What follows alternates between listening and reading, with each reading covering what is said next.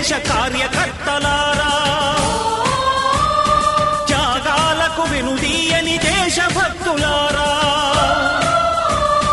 కదలి రండి తెలుగుదేశ కార్యకర్తలారా, త్యాగాలకు వెనుదీయని దేశభక్తులారా. ఇప్పుడు మేమైతే ఆ క్లస్టర్ నంబర్ 9 మహానాడు కార్యక్రమం 35, 40, 41 అండ్ 43 డివిజన్స్ లో మనం క్షత్రియ ఫంక్షన్ ఉండడం జరిగింది. తో పాటు క్లస్టర్ నంబర్ 9 ఆ బొచ్చు శేఖర్ ఉన్నారు, వారితో మాట్లాడే ప్రదేశం. చెప్పండి సార్, మీరు ఇది ఒక మహానాళ్ళ లేదు కార్యక్రమం చూస్తుంటే ఎలక్షన్ స్టంట్ లా ఉంది, దీన్ని ఏ రకంగా భావించవచ్చు? ఎంతమంది ఒకేసారి పట్టుకొచ్చి ఈ విధంగా ఆన్లైన్ పెడతారు, ఎలాగ తీసుకొచ్చింది? ఇది ఎలక్షన్ స్టంట్ అది కాదండి, ఇది మా యొక్క కార్యక్రమం. మేమందరం కూడా ప్రతి ఏడాది జరుపుకుంటున్నదే. 103వ సంవత్సరం మన ఎన్టీ రామారావు గారి జన్మదినం పురస్కరించుకుని ప్రతిసారి జరుపుకుంటున్నాం. అదేవిధంగా ఇది జరుపుకుంటున్నాం. మన మోడీ గారు ఏదైతే చెప్పారో అందరూ కూడా హైబ్రిడ్ మేడ్లో చేయమన్నారు కనుక ఆ యొక్క ఆయిల్ ధరలు దానికి ఖర్చు తగ్గించుకునే ఉద్దేశంలో ఏ ఏరియాలో ఆ ఏరియాలో మేము నిర్వర్తించుకుంటున్నాం. ఇది 2 రోజులు మేము పండగ కింద జరుపుకుంటున్నాం. ఎప్పటి నుంచో ఉన్న ఆచారమే, ఆచారాన్ని మేము చేస్తున్నాము. సార్ చెప్పండి సార్, మీరు కొత్త విధానంతో ముందుకు వస్తున్నారు. ఏదైతే ఉందో స్టేట్ లెవెల్ చేసే కార్యక్రమంలో ఒక యాప్ కూడా క్రియేట్ చేసి ప్రజలకు వెళ్తున్నారు.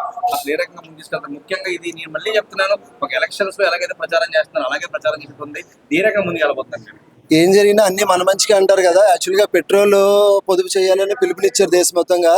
అలా నెల్లూరులో జరగాల్సిన ఈ మహానాడు హైబ్రిడ్ మోడల్లో ఆంధ్రప్రదేశ్ మొత్తం మీద 1831 క్లస్టర్స్లో, అంటే ఇంటూ 4-5 వేసుకోండి వార్డులు, మొత్తం మూలకి ఇంకా ఎప్పుడు కనీ విని ఎరుగనే రీతిలో ఈ మహానాడు ఈసారి జరుగుతుంది. ఎందుకంటే మహానాడుకి వెళ్తే మేము ఒక 10,000 మంది వెళ్ళేవాళ్ళం, బహిరంగ సభకు ఒక 3 లక్షల మంది 5 లక్షల మంది వచ్చేవారు.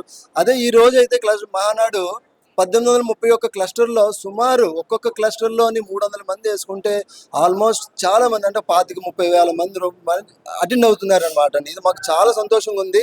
వార్డుల్లో బూతుల్లో ఉన్న ప్రతి కార్యకర్త యాక్టివేట్ అయ్యారు, అందరం బాగా చేస్తున్నాం. ఇదండి దీనికి ఈ హైబ్రిడ్ మోడల్లో చేయాలని, 1831 క్లస్టర్లో చేయాలని ఒక ఆలోచనని, ఒక సంక్షోభాన్ని సంక్షేమం కింద మలుచుకున్న మా చంద్రబాబు నాయుడు గారు గొప్పతనం ఇదంతా అని చాలా సంతోషంగా భావిస్తున్నాం. ఎందుకంటే తెలుగుదేశం పార్టీ అంటేనే కుటుంబ సభ్యుల పార్టీ, కార్యకర్తలే పట్టుకొమ్మలో.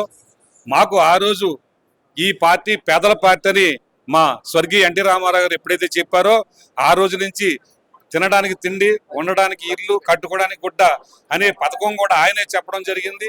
అలాగే పేదవాడికి 2 రూపాయలు కిలో బియ్యం అందించినటువంటి మహానుభావుడు ఎన్టీ రామారావు గారు ఈ మహానాడు ద్వారా మీ అందరూ కుటుంబ సభ్యులు ఏకమయ్యి మా ఎమ్మెల్యే కొండబాబు గారి ఆధ్వర్యంలో, అలాగే మా ఇన్ఛార్జ్ బొత్స శేఖర్ గారు ఆధ్వర్యంలో మేమంతా కలిసి ఒక కుటుంబ సభ్యులు సంతోషంగా గడుపుకుంటున్నాం. ఈ తరపున మీ మీడియా సోదరులందరికీ ధన్యవాదాలు తెలియజేస్తున్నాం. ఆధ్వర్యంలో మహిళలు చాలా ముందుకెళ్తున్నారండి. ఆయన ఆదేశాల మేరకు క్లస్టర్ 9లో బొత్స శేఖర్ గారి ఆదేశాల మేరకు మేము 2 రోజుల నుంచి ఇక్కడ ఏర్పాట్లు చేశారండి. మా ఎమ్మెల్యే గారు ఆదేశాల ప్రకారము అన్ని కార్యక్రమాలు చేస్తున్నామండి. వ్యాన్ పెట్టి చేసామంటున్నారు ప్రచారం, అది ఓన్లీ ప్రతి ఇంటికి రీచ్ అవ్వి ప్రతి కార్యకర్త పార్టీ ఇక్కడ మహానాడుకి హాజరు కావాలన్న ఉద్దేశంతో మాత్రమే చేసామండి. ఎలక్షన్ రీత్యా కాదు ఇది చేసింది, అందరికీ తెలియాలని చెప్పేసి. ఇది మాకు ఒక పెద్ద పండుగ అండి. తెలుగుదేశం పార్టీ అంటే మహానాడు చాలా పెద్ద పండుగ అండి, పార్టీకి సంబంధించి పెద్ద పండుగ, తెలుగుదేశం పార్టీ కార్యకర్తల పండుగ.